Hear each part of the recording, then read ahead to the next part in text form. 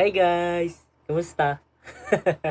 Nga pala, ako si Heng, isang taong may pangarap na maging isang vlogger, katulad ng mga idolo ko. Pero paano ko tutuparin ang isang bagay na gusto ko kung di ko to sisimulan?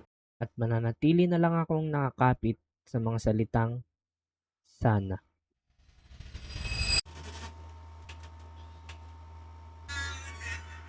Way back 2020, simulan kong maging papansin sa TikTok. Pero kalaunan, nawalan din ng gana.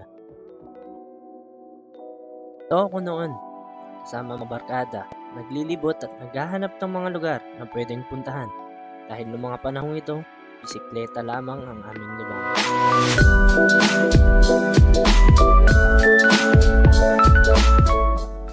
Pero bakit ko nga ba ito pinapakita? Wala lang, para magpapansin lang ulit sa inyo. Dahil biro lang. Pero ang tanong, paano mo mga ba gagawin ulit ang isang bagay na dati mo nang ginagawa?